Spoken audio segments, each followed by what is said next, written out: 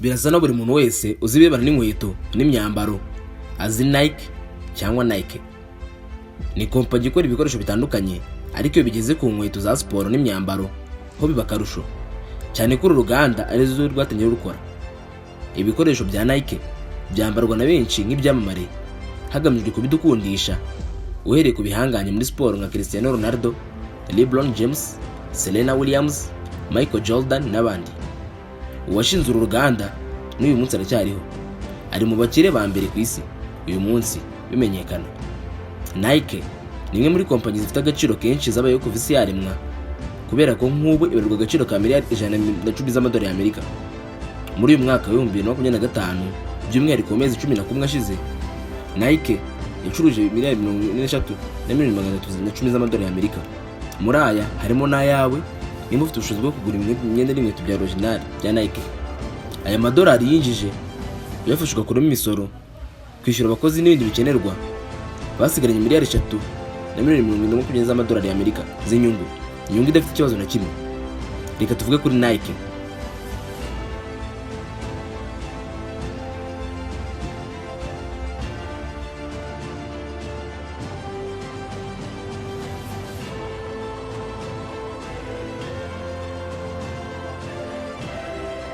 Iyi kompanyi yunguka bene akageni kandi igihanganye ku rwego rw'isi, yashinzwe n'umusore muto w'umukene warangije kaminuza.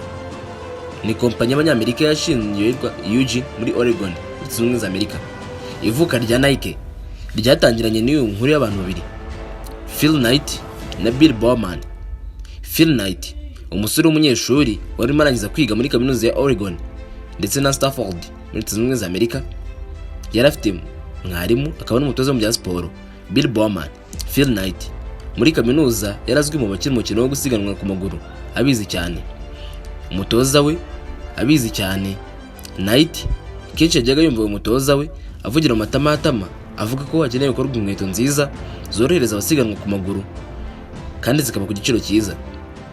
Yashaka inkweto zakozwe hatejwe kubiruka ku maguru, zikaba inkweto wakwambara zikagufata kuzikandagiramo bikororeza ikirenge icyarimwe, ikaba n'inkweto igufashe kandi n'ikirenge kikaba kisanzuye.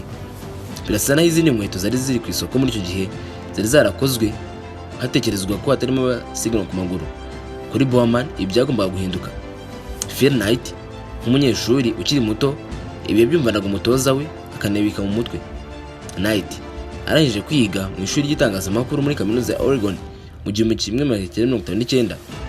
Yakomereje muri kaminuza yigisha ubucuruzi Stanford 1962.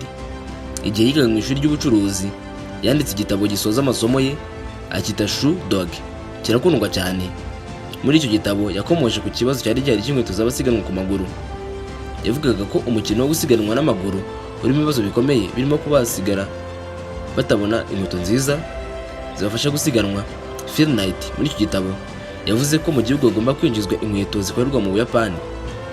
Yavuze ko izo nkweto z'Abayapani ari nziza kandi ngo ziri ku giciro cyo hasi, bityo ngo zikwiye kuzanwa muri Leta Zunze Ubumwe za Amerika zigasimbura izari ku isoko zakorwaga n'Abadage, Adidas na Puma cyangwa se Puma. Inyandiko ye yasinduka imbata zava mu business y'ahazaza yinjiza miliyari z'amadolari.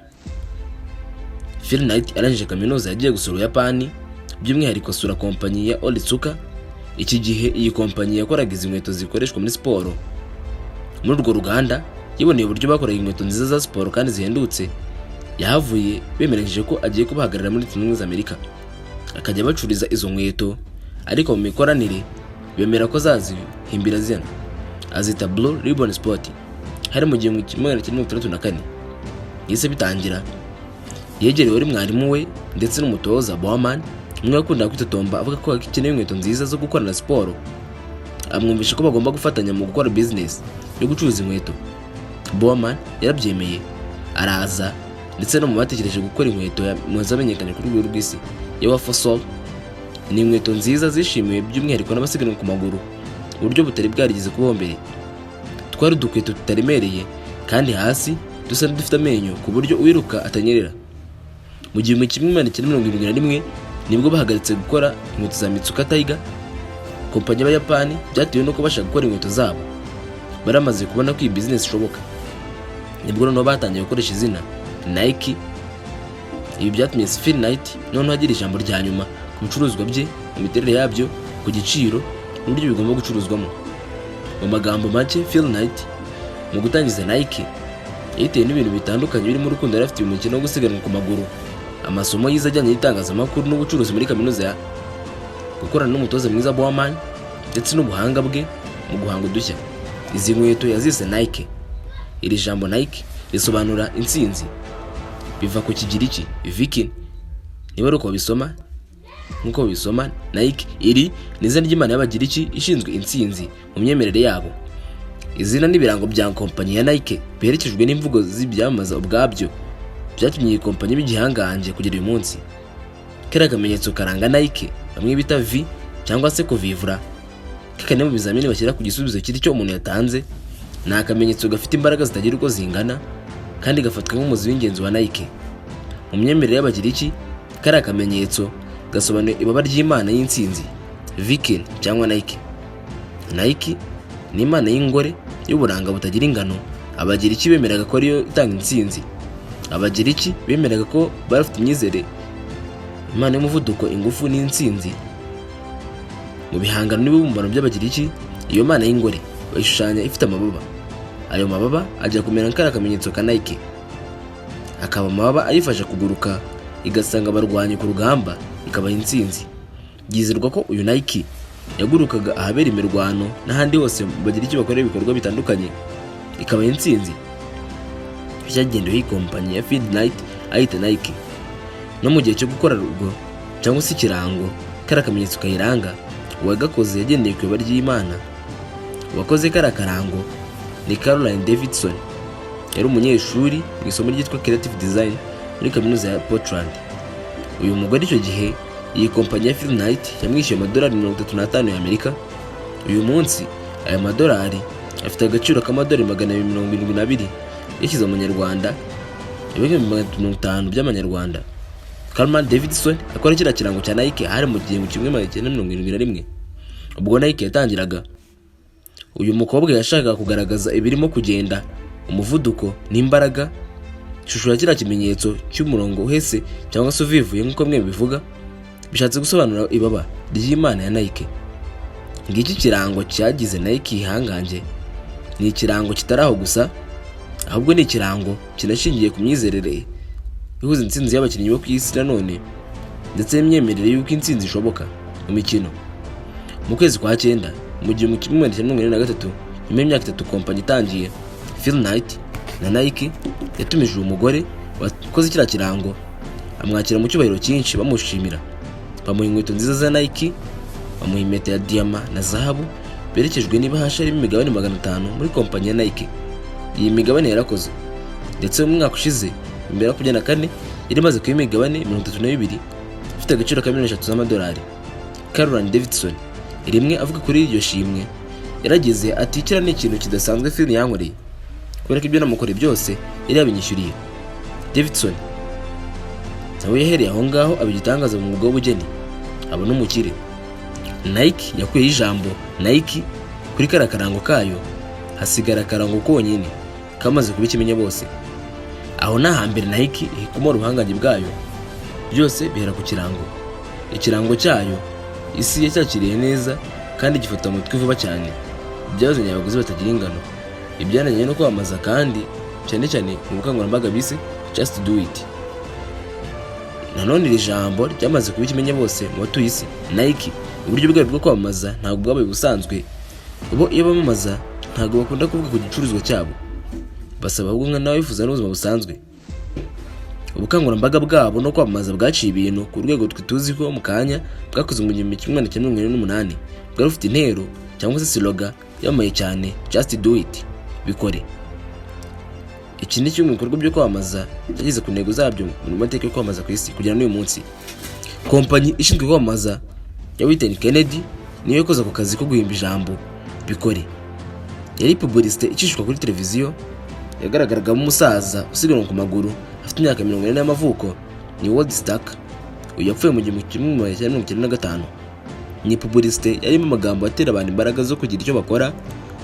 Ni publicité yagaragazaga ko buri wese yabikora kandi akagera ku ntego atari no kuvuga ngo ni abakinnyi babigize umwuga gusa, bagaragazaga abasiganwa ku maguru b'indashyikirwa bambaye inkweto za Nike, nko kugaragaza ko gushobora kwiruka ugasiga abandi ariko bambaye izo nkweto. Ni publicité yakozwe mu buryo bworohereza buri wese uyirebye kuyibuka, ndetse berekejwe n'ubutumwa bukomeye, hakagaragaramo izina n'ibirango bya Nike. Ubwo buryo bwamenyekanyije cyane Nike n'ubu nibwo bagikoresha. Just do it ni publicité mu magambo ashishikariza buri wese gukomeza guhanyaza atiteye kuri za birantega cyangwa izindi nzitwazo izo arizo zose. Ni publicité ishobora kumvishiriza buri wese kureka gushidikanya, kwigirira icyizere, kureka ubwoba no gutindiganya, ahubwo ugafata umwanzuro ukabikora, yaba kwiruka muri siporo, yaba n'ibindi bikorwa byose berekejeho umutima. Imvugo zikoreshwa na Nike zarenze kuba imvugo zisanzwe, uretse kuba zaragize ikimenya bose. Iyi kompanyi ubwazo zahindutse isomo ryigwa na benshi. Abaryiga ntago ari mu isi ya siporo gusa, ahubwo no muri za business zitandukanye, abashaka kwiyubaka ku giti cyabo mu itangazamakuru n'ahandi. Imvugo za Nike harimo ni just do it zigwa cyane mu mashuri yigishwa gushaka amasoko ndetse no kumenyekanisha za kompanyi.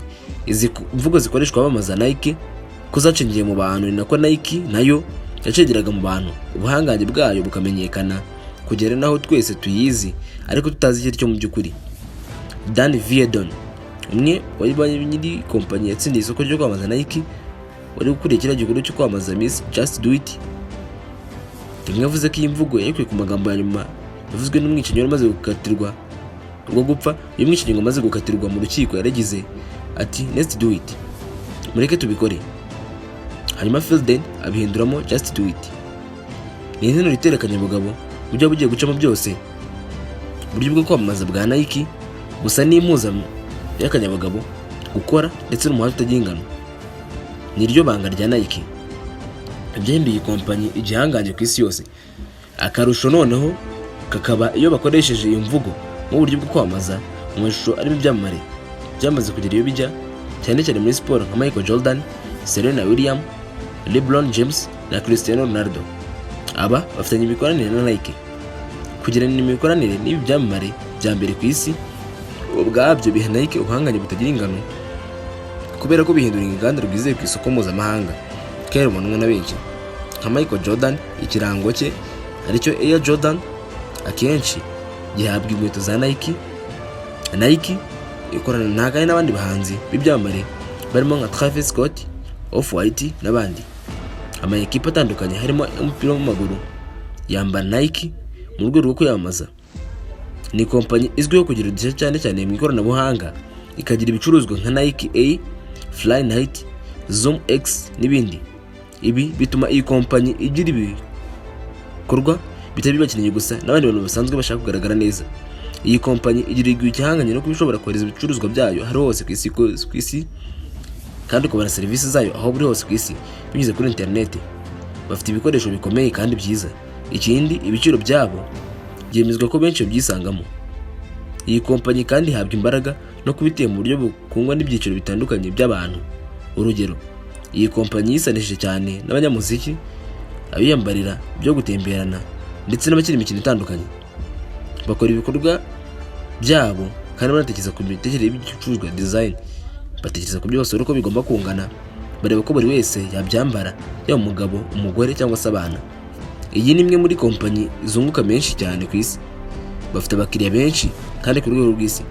Ni kompanyi yabashije guhuriza hamwe ibirimo imikorere, umuco, gushaka amasoko no guhanga udushya. Phil Knight wayitangije, amazina ye ni Phil Hapson Knight, yavutse ku itariki ya 22 y'ukwa kabiri mu 1998 Portland. Uyu munsi atunze miliyari 40 z'amadolari y'Amerika. Ari mu bantu 50 bakize ku isi, akaza muri 25 ba mbere muri Leta Zunze Ubumwe za Amerika. Amaze umuherwe yatanze miliyoni 500 z'amadolari baha kaminuza ya Oregon yizeho, ndetse na miliyoni 400 z'amadolari y'Amerika yahaye kaminuza ya Stanford. Izi ni kaminuza zose zamwigishije, imwe zitangaza amakuru, andi yiga ubucuruzi. Yaretse kuba umuyobozi wa Nike mu 2004, aracyariho n'ufite imigabane myinshi w'iyi kampanyi. Igitekerezo cyo kwitangiza ni iki? Undi bayitangiranye mwarimu we William J. Bowman, yari yavutse ku itariki ya 19 y'ukwa kabiri mu 1911, yapfuye ku 24 y'ukwa 12 1999.